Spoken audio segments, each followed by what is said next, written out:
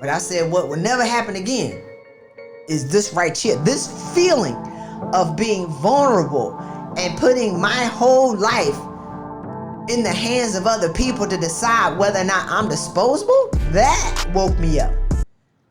I was at that moment more disappointed that I wasn't ready to leave what I thought was secure. Because I did all the right things and said all the right things, went to all the Christmas parties, worked, and you know, like I just told y'all, I was the ish. And I wasn't ready to be blindsided. But I said, what will never happen again is this right here. This feeling of being vulnerable and putting my whole life in the hands of other people to decide whether or not I'm disposable, that woke me up. So, what did I do? Number one, I started to save my money. I had money, but I didn't have enough money. So, I started to change my lifestyle. I bought a smaller car that wasn't a gas guzzler. I was in Houston at the time. I drove a Durango, which was a V8 that just drank ridiculous amounts of gas. I got a V4. I got a 4-cylinder so I can save money on gas. I ended up renting a room for my friend in her house that cut my rent for my apartment in half. I put my stuff in storage and I rented a room from her. So I started to stack all that money. I actually got a part-time job. People don't know that because I wasn't supposed to get this job. But I got a part-time job as a waitress. Because I like being a waitress. You get to talk to people and you make money. I wasn't doing it on the weekends. I should have been getting a life, but whatever. Side story. I started to stack that money. So I downsized the cable bill and I was looking at like a phone bill. So I started to downsize the fluff. I stopped eating out as much. So I just started to stack my money. I started investing my money and I started to stack my money. So the number one way to prepare for layoff is to get an adequate understanding of how you're showing up financially. That's a part of the work that we do in my program. And I don't know if I want to share it here, but I guess it's already out the bag. I just said it, so I'm going to keep going. Well, we get an accurate understanding of how much you got. If you lost your job today, is a question that I always ask. How long can you survive financially before you start to lose assets? That's not a question that we're willing to explore. That's a question that keeps a lot of women up at night. But here's the thing that I know about a lot of women. Some women are so crazy and working themselves to death that they don't realize they got $500,000 in the bank. What? Exactly. One of my clients almost had 2 near fatal car accidents from driving home late at night, and she had $250,000 cash in the bank.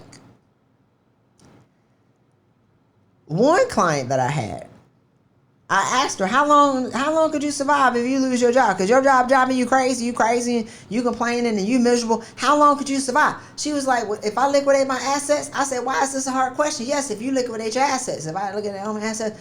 This lady said 23 years. That's before she counted her father's money. So the number one way to prepare for layoff is to get an adequate picture of where you are right now. And how long could you survive is if the ish hits the fan, because a lot of y'all are telling a lie to yourself because you haven't stopped long enough to be able to count how much money you got and coming to the realization you really don't have to work yourself to death. You got enough money to live for the next 2-3 years and take a break. Don't break in a job, but take a break. But if you don't have it, like I didn't have it at the time. I think I had like $30,000 saved, and I didn't know. That was number one. I ain't have enough. So I started to stack my money. So that's the first one. How long can you survive financially if the ish hits the fan? Add it up. And then downsize some things. What can you let go of so you can stack your cash so you're not nervous?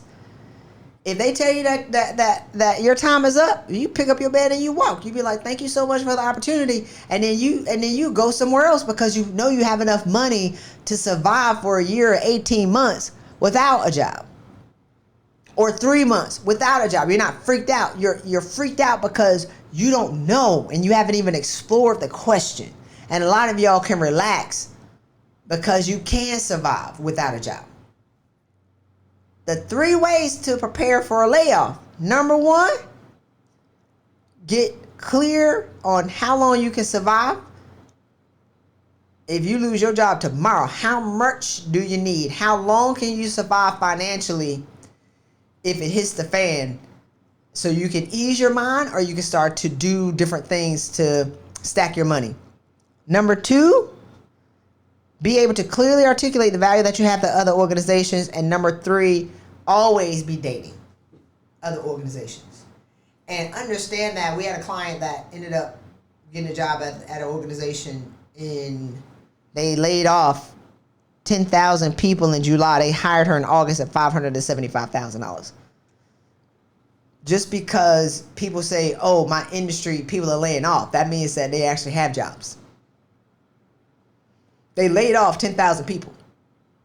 If they've recaptured $80 billion in salaries, that means that they got $80 billion in salaries to pay out.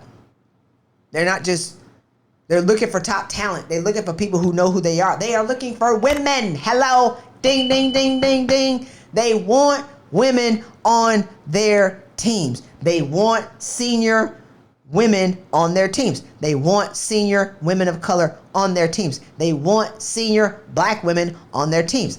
I say it again and again and again and again. My story has not changed in the past 4 years. The only thing that's changed is the number of women who have proven me right. $15 million in salary raises since 2020 and some of the toughest economic times in our lifetime. And I'm right. Prove me right. So with that, I'm going to open it up to any questions that we have, and then we're going to close out this podcast. You have any questions? Anybody got any questions? I would love to answer your questions. So you have a question on the second point that you mentioned about taking adequate responsibilities and being able to articulate. So if does it also suggest looking for opportunities within the organization when you sense the situation is not rosy and making your path right? If you know you're not being looked at, or does it also always look? Is it always suggested to look externally? You can look internally too. Like 2 of my clients got promoted over their boss's boss, one in less than 3 months, and this was a lady in a different country, Filipino, and she was just working and burning herself out. She never stopped to take accountability for how great she was. So let's say this, and this was during the Christmas holidays, otherwise we would have got it done in a shorter period of time. So once we started to write down the same thing I talk about on the resume, what she's done, she was like, oh my God, I didn't know I did all of this. Now she understands the value that she brings. So she asked her manager, we asked for 3 things. We wanted a 30% raise. We wanted her to go to the Harvard Business School equivalent in her country, which is Denmark at the time. And then it was one more thing that she asked for. Oh, she wanted the reporting structure to change because she wasn't reporting to the bosses she was supposed to report to. And so she asked in December. In January, they gave her I think 15% raise. Or it was 3% or 15%. It was a long time ago, like 2009. But it was what she didn't ask for. And so she was already talking to other managers because it was a large organization. They knew her. They just didn't know whether, and they had been offering her jobs and other opportunities. They just didn't know whether or not she was open to it because, as I talked about in the beginning, when people were asking me questions, I didn't know they were like sliding in to be like, are you open to other things? I was just so locked in to what I was doing that I didn't hear that other people saw my value. And so she had 3 other jobs, 2 jobs in the organization, 3 that she was considering outside the organization. So you don't just look for one thing. Y'all got to go. You got to have at least 5, 6. You can't be getting heartbroken and spending all your time on one when they're dating 6 people. So when they gave her the 3% or the 15% raise, she went back to him. She said, what I said was, because now she's aware of who she is, she has these other opportunities, she's not falling for the okie doke. She's making her demand known. If you want to keep me, I'm okay if you don't want to rise to what I just asked for. I'm okay if you say no to what I just asked for. I don't have to stay here as a hostage. She said, let me repeat it one more time. I want this, I want this, and I want this. February 12th, they ended up they promoted her over her boss's boss.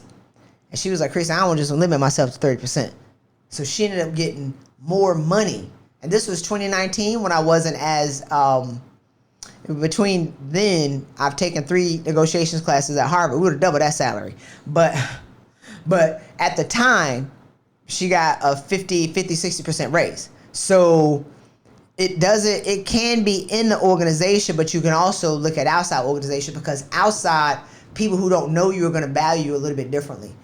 People who don't know you within the organization are going to see your value, and they may put a higher valuation on it.